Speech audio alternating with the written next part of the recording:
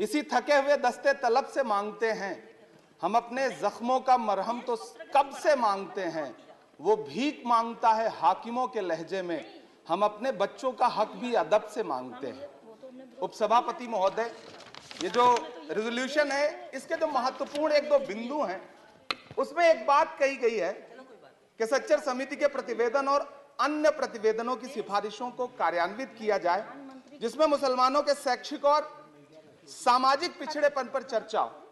उद्धृत कर रहा हूं मैं इसे। दूसरा पॉइंट है कि छात्रवृत्ति और शैक्षिक कार्यक्रमों को बहाल किया जाए और सुधारा जाए, जिससे उच्चतर शिक्षा भागीदारी में सुधार आए।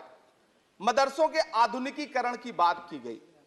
मुझे हैरत है, तभी राकेश सिन्हा जी बात कर रहे थे, अभी नहीं है शायद, कहीं चले गए हैं आसपास। उन्होंने अपने भाषण में 23 बार सबका साथ सबका विकास की बात की। अभी गीता जी बोल रही थी, उन्होंने भी कहा कि सबका साथ सबका विकास का बजट आया है, लेकिन वो इसके, ये जो रेजोल्यूशन है, इसके विरोध में क्यों है, मैं समझ ही नहीं पा रहा हूं।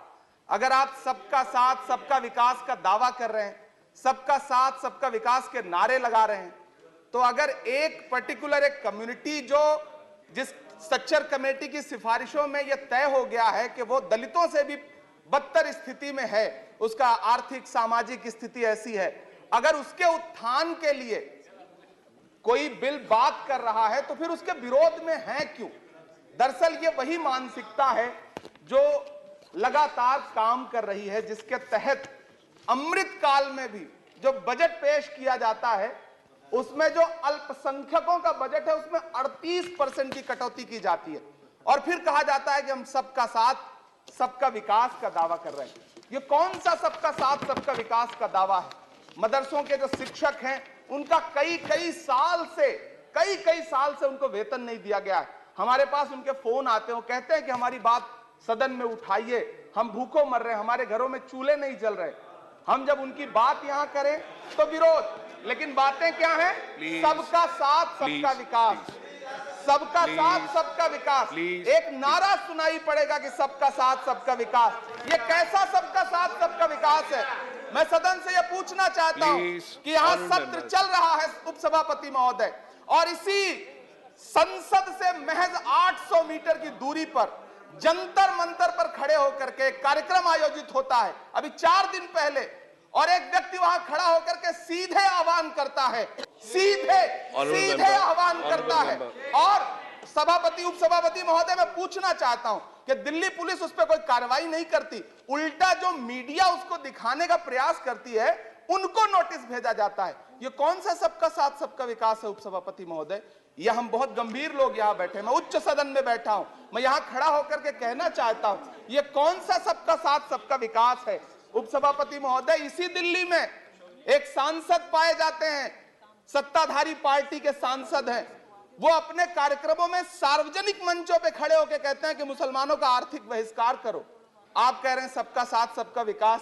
कैसे होगा सबका साथ सबका विकास जब सत्ताधारी पार्टी के सांसद आर्थिक बहिष्कार की अपील करेंगे और उनके खिलाफ एक मामला तक दर्ज नहीं होता?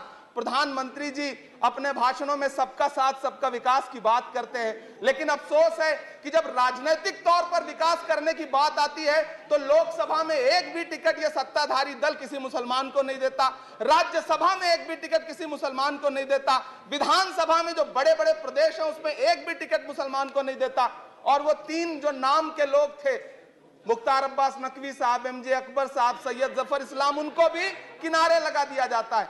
ये कौन सा सबका साथ सबका विकास है? काहे का सबका साथ सबका विकास? ये नारा, ये दावा खोखला है। मैंने प्रधानमंत्री जी के भाषण सुने हैं, जब 3 तलाक पर बिल आ रहा था उपसभापति महोदय, तो प्रधानमंत्री जी कहते थे कि मैं अपने मुस्लिम बहनों को हक दिलाना चाहता हूं, उनके न्याय के लिए लड़ रहा हूं, यह बिल मैं उनके लिए ला रहा हूं। आपने भी सुना होगा वो नारा। मैं तो सभापति महोदय बचपन से जिस विद्यालय का पढ़ा हूं वहां संस्कृत का एक श्लोक सुना करता था कि यत्र नार्यस्तु पूज्यन्ते रमन्ते तत्र देवता। मैं इसे सुना करता था उपसभापति महोदय। और फिर आज जब यहां सदन में खड़ा हूं तो मैं पिछले दिनों लाल किले से प्रधानमंत्री जी की, लाल किले की प्राचीर से वो भाषण, उनकी वो तकरीर भी सुन रहा था, जब वो कह रहे थे कि महिलाओं को बिना हक दिलाए देश आगे नहीं बढ़ सकता। जब वो लाल किले की प्राचीर से ये बात बोल रहे थे तो उस भाषण के महज 2.5-3 घंटे बाद उनके गृह राज्य गुजरात में बिल्किस बानो के आरोपी रिहा किए जा रहे थे। उसी दिन उन्हें माला पहनाया जा रहा था, उनका सम्मान किया जा रहा था। ये कौन सा सबका साथ सबका विकास है? उपसभापति महोदय, मैं तो आपसे कहना चाहता हूं कि जो प्रधानमंत्री जी का इंटरव्यू ले, जो फिल्मी स्टार, जो उनसे पूछे कि आप आम चूस के खाते हैं कि काट के खाते हैं, उसके लिए तो रेड कारपेट बिछा है। जो अभिनेत्रियां उनकी विचारधारा के समर्थन में बात करें, समर्थन से ज्यादा आगे बढ़ के बात करें, उनके लिए जेड सिक्योरिटी है। लेकिन वो शाहरुख खान जो पूरी दुनिया में भारत के तिरंगे का मान बढ़ाता है, जिसे फीफा वर्ल्ड कप में आमंत्रित किया जाता है, उसके लिए सोशल मीडिया पे किस तरह के ट्रेंड चलाए जाते हैं? कौन सा सबका साथ सबका विकास है? महोदय, मेरा नाम इमरान है। मैं उस पीड़ा को महसूस करता हूं जिस पीड़ा का जिक्र अभी मनोज झा जी कर रहे थे। मैं उस पीड़ा से गुजरता हूं, इसलिए मैं आपसे यहां खड़ा होकर कहता हूं कि हम हर दिन सुनते हैं, कई सारे मंत्री हैं जो ट्रेवल एजेंसी खोल के बैठे हैं, जो ये कहते हैं कि देशभक्ति हर दिन देशभक्ति साबित करो, चले जाओ वहां चले जाओ। मैं तो उनसे कहना चाहता हूं कि तुमने नफरत का जो बाजार सजाया हुआ है, तू ये कहता है मुसलमान पराया हुआ है, आजा दिल चीर के दिखलाऊं वतन का नक्शा, मेरा भारत मेरी सांसों में समाया हुआ है।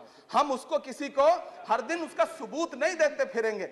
ऐसे में अगर यह बिल मांग करता है कि मुसलमानों के शैक्षिक और उनके सामाजिक, उनके आर्थिक उत्थान के लिए सरकार उस पर ध्यान दे, तो फिर तकलीफ क्या है, दिक्कत क्या है?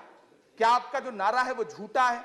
क्या सबका साथ सबका विकास का नारा सिर्फ खोखला है? बजट से तो यही जाहिर होता है, आप लगातार घटाते जा रहे हैं बजट, आप लगातार कटौती करते जा रहे हैं।